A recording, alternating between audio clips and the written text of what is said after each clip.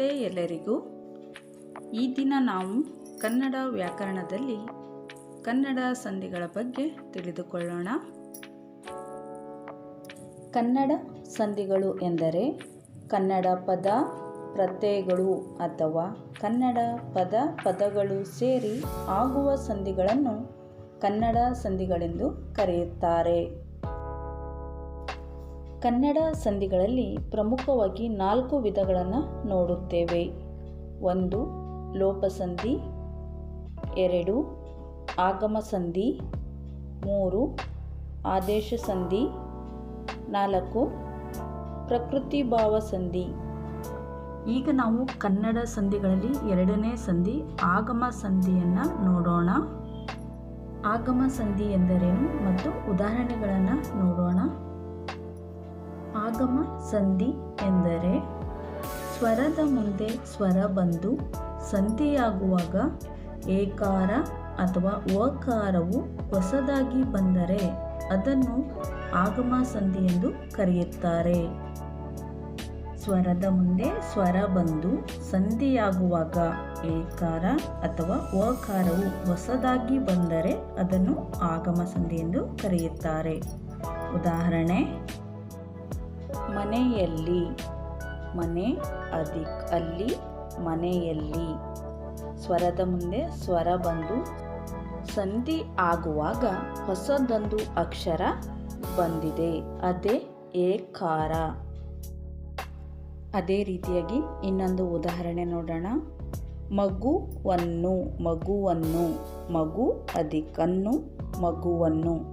ಇಲ್ಲಿ ಕೂಡ ಸ್ವರದ ಮುಂದೆ ಸ್ವರ ಬಂದು ಸಂಧಿಯಾಗುವಾಗ ಓಕಾರವು ಆಗಮವಾಗಿದೆ, ಓಕಾರವು ಹೊಸದಾಗಿ ಬಂದಿದೆ. ಸ್ವರದ ಮುಂದೆ ಸ್ವರ ಬಂದು ಸಂಧಿಯಾಗುವಾಗ ಹೊಸದೊಂದು ಅಕ್ಷರ ಬಂದರೆ ಅದನ್ನು ಆಗಮ ಸಂಧಿ ಎಂದು ಕರೆಯುತ್ತೇವೆ. ಆಗಮ ಅಂದರೆ ಹೊಸದಾಗಿ ಬರುವುದು. ಆಗಮ ಸಂಧಿಯಲ್ಲಿ 2 ವಿಧ, ಅವುಗಳನ್ನು ನೋಡೋಣ. 1 ಯಕಾರಾಗಮ ಸಂಧಿ, 2 ವಕಾರಾಗಮ ಸಂಧಿ. ಯಕಾರಾಗಮ ಸಂಧಿ, ವಕಾರಾಗಮ ಸಂಧಿ. ಈಗ ಯಕಾರಾಗಮ ಸಂಧಿ ಎಂದರೇನು ಉದಾಹರಣೆ ನೋಡೋಣ.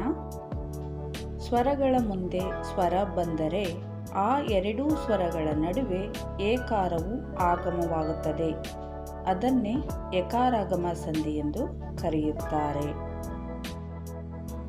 ಉದಾಹರಣೆ: ಹಳ್ಳಿಯಿಂದ, ಹಳ್ಳಿ ಅಧಿಕ್ಕಿಂದ, ಹಳ್ಳಿಯಿಂದ. ಕೆರೆ ಅಧಿಕನ್ನು, ಕೆರೆಯನ್ನು. ಕೈ ಅಧಿಕನ್ನು, ಕೈಯನ್ನು. ಇದು ಯಕಾರಾಗಮ ಸಂಧಿ.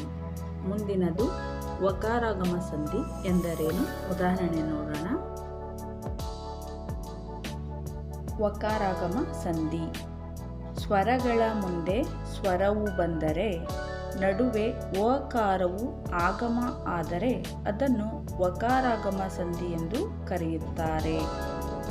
ಉದಾಹರಣೆ: ಗುರುವಿಂದ, ಗುರು ಅಧಿಕ್ಕಿಂದ, ಗುರುವಿಂದ. ಕುಲವನ್ನು, ಕುಲ ಅಧಿಕ್ ಅನ್ನು, ಕುಲವನ್ನು. ನೆಲವನ್ನು, ನೆಲ ಅಧಿಕ್ ಅನ್ನು, ನೆಲವನ್ನು. ಈ ದಿನ ನಾವು ಕನ್ನಡ ಸಂಧಿಗಳಲ್ಲಿ ಆಗಮ ಸಂಧಿಯ ಬಗ್ಗೆ ತಿಳಿದುಕೊಂಡಿದ್ದೇವೆ. ಮತ್ತೆ ಮುಂದಿನ ವಿಡಿಯೋದಲ್ಲಿ ಸಿಗೋಣ. ಈ ವಿಡಿಯೋ ನಿಮಗೆ ಇಷ್ಟ ಆಗಿದ್ದರೆ ಲೈಕ್ ಮಾಡಿ, ಹಾಗೆ ಸಬ್ಸ್ಕ್ರೈಬ್ ಮಾಡ್ಕೊಳ್ಳಿ, ಶೇರ್ ಮಾಡಿ. ಧನ್ಯವಾದಗಳು.